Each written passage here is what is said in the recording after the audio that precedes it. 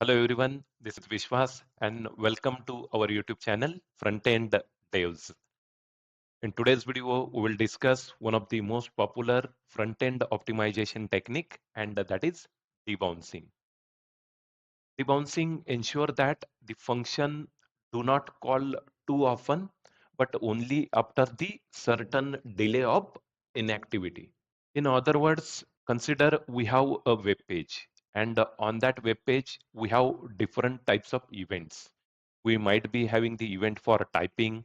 We might be having the event for scrolling the page to go with the infinite scroll, or we might be having the window resize event.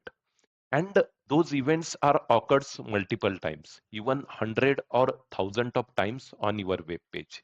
If you are adding some heavy functions on those, like making the API call, DOM update, or animating our web page, then that will slow down or even froze your web page or application if those events are occurred multiple times. And here debouncing comes in picture. So debouncing is a technique which will make sure that function does not call too often and it is only called after user inactivity.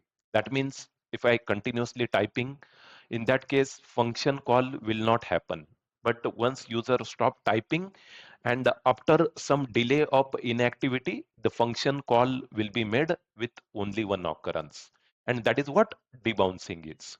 Also, the debouncing is most hot interview questions and it is definitely asked for mid-level or senior level front-end engineers. And most of the people are struggle to answer that. But in today's video, we will discuss everything about the debouncing, starting from what is debouncing, why we need it, how to implement it, and we will discuss practical examples.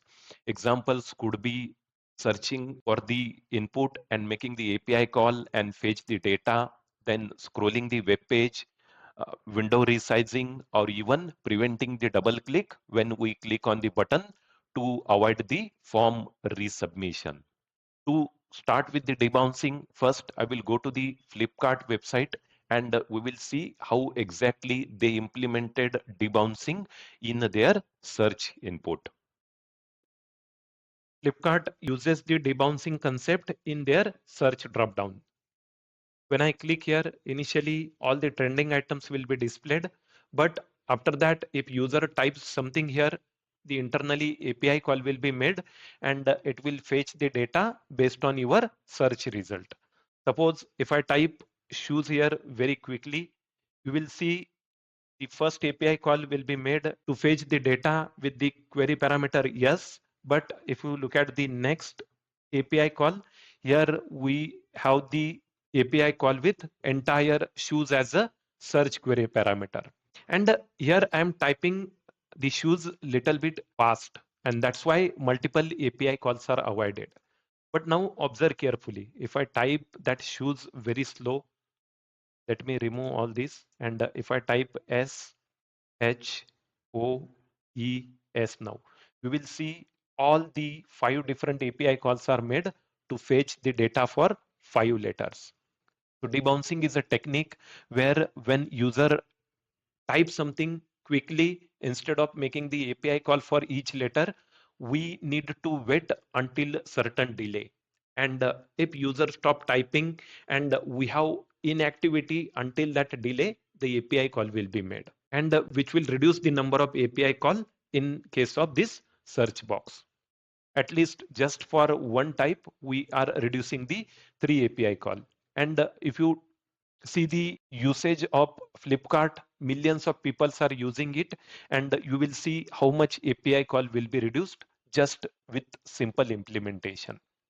Now let's move to the VS Code and we will implement the similar kind of search box first without debouncing, and we will enhance that search box by using debouncing.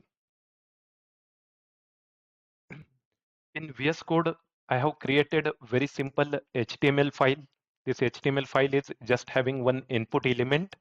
We have respect to CSS just to add some styling to our input element. And initially we have empty JavaScript file. And now what we will do, we will add on key up event on our input element. Then we will make the JavaScript function call, and here we will read that user input value. Simple, right? Let me add the on key up event, and then we have function call here. It could be a get data function, and in our JavaScript file, I will create simple function get data. Then it will read that input value. It is const, and we will read input value by using document. So document dot get element by ID, and what ID we have? ID will be this search input. We will use that ID here, and from that ID we need to read the value. That means document.getElement by ID will return us the entire input or the HTML element, and from that we just need to read the value. And after that we will do the console.log.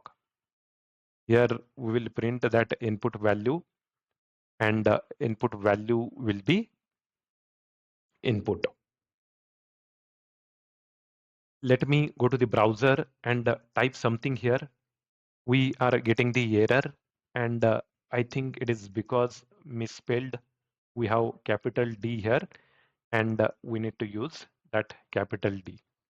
Now if you go to the browser and if I type something here, you will see for typing each and every input we are calling the function and then printing the input value here. And now it's responsibility of the user. From here user can make the API call with query parameter and fetch the data. But important thing, for each and every input press we are making the function call, and we need to avoid that. And for that now we will enhance our function with the help of debouncing. For understanding the debouncing, the things are very simple. Debounce is a simple function which will take a function and delay as a parameter, and it will return us the new or enhanced function. Initially it might be complicating, but things are really simple. First we need to understand, like debounce function will return us the enhanced or new function. I have created one variable to store the new function here, and then we have debounce function here. This is my debounce function. It will take one function and delay as a parameter, and we need to pass the function here which will execute after certain delay. In our case we need to execute the get data function. That means if user is continuously typing, we don't need to call the get data, but once this delay is reached, this passed function will be executed. Now we will understand that with the help of example, but first let's create one constant, and we will have new function here, and then we will create our debounce function. We can give any name to our function, but we need to make sure that this function will return us the new function, and then it will take the function and delay as a parameter. In our case the function will be get data, and delay I will give 1 second here. And now we need to work on actual debounce function implementation. It will be a function, then it will take two values. The first thing will be the function, and the second parameter will be delay. And then this debounce function will return us new function. So return will be function. It will take the necessary arguments if we pass to it, and then it will return that to us. And inside that we will add our logic. If you want to implement the debouncing and skip any of the event within particular delay, we need to use the set timeout here. For that let me use the simple set timeout, and in set timeout We have a callback function here, and the second parameter we need to pass as a delay, and that delay will be coming from here. Hope you are clear until this point. And now this set timeout will return us the timer. Initially, we need to define the timer on the top, and as soon as we will reach into this function, we will clear our timeout. Simple. That means when I type something, this debounce function will be called, and it is waiting for this delay to finish. But within that time, if user is press next character, the debounce function will be called again, and we need to clear the existing timer. And again, the function is waiting for that particular delay. And if delay is occurs, we need to call our function now. And things are simple. We will call our function here with required arguments. And that is all about debouncing. And now whatever new function is written here, instead of using the get data function, we will use our new function. Let's save the changes. And if you go to the browser, now if I type input here, nothing is seeing here. And after 1 second, you will see the entire text input. And that is what debouncing is. Instead of making the API call or function call for each input element, we are waiting for 1 second once user stop doing any activity, and after 1 second the function will be called. Now I will type very slow here. I have type I here, the API call will be made. Then I will type N here. After 1 second, API call will be made. And this is completely depend on how user is typing. If user is typing very fast, instead of making the N number of API call, the single function or API call will be made. But if user is typing very slow, and if that delay occurs, then API call will be made. And that is what debouncing is. Hope you are clear with this simple implementation. One more thing, when we are using this function call, right? Sometimes using this is fine, but if you are working with classes or object, then using this function like this or using the context is not working as expected. And in this case, we need to call this function by using our object method. It could be a apply or call method. Here we are getting this data as a array, so we will use the apply method, and our context will be this here. This is advanced implementation and will work in any of the cases, whether we are working with normal function, object, or classes. Let's see these changes. And if you go to the browser again and type input very fast, you will see the function is called after 1 second. And generally this 1 second is big time. That is not happen with the actual application. And general time will be 200 or 300 millisecond. I hope now you have clear understanding around the what is debouncing, why we need it, and how we can implement it. This is very simple example for input search, but we will use the similar implementation or the same implementation when we are working with window resize event or window scroll event, or to avoid the multiple button click in quick succession. Hope you are clear with all the details. But still, if you are confused, we will understand this example with the help of visual representation. Consider user is typing something here. The user is type I, then debounce function will be called. It will check if the timer is already present. Currently, we don't have any timer, so new timeout will be set. The timeout will be set for 300 millisecond, and after that, this function will be executed. But before timeout ends, the user type next character. Again, the debounce function will be called, and it will see the existing timer is already running.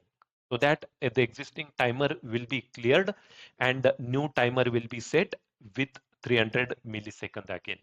After that, user stop typing and the timeout will be reached. After timeout, get data function will be called, and which will make the API call. Again, user type P here. The debounce function will be called. We don't have any timer now, and a new timer will be created. Before finishing that timer, the user type next character, that is U. Again, the debounce function will be called. It will see the existing timer is present for the character P, that is cleared now, and the new timer will be set. Again, user is not doing any activity for the next 300 milliseconds. In this case, the set timeout function will be called and it will make the API call again. Hope you are clear with all the details. If you look at the below implementation, here we are making the API call after every input click. That means user is not doing any activity or typing very slow, and before typing the next character, that 150 millisecond timeout will be reached. In this case, the API call will be made for each letter. But we also have another implementation, right? Where user is typing very fast, but before reaching that 150 millisecond, all the characters are typed. In this case, all the existing timer will be cleared, and at the end, final API call will be made. Hope you are clear with this visual representation. I think that's all for today's video. If you have any doubt around the debouncing, you can comment me. I will answer all your queries as early as possible. Finally, if you are enjoying my video, don't forget to like it. You can share them with your friend so that it will reach to more people. Thank you for watching and see you in next one. Till now, thank you. Bye.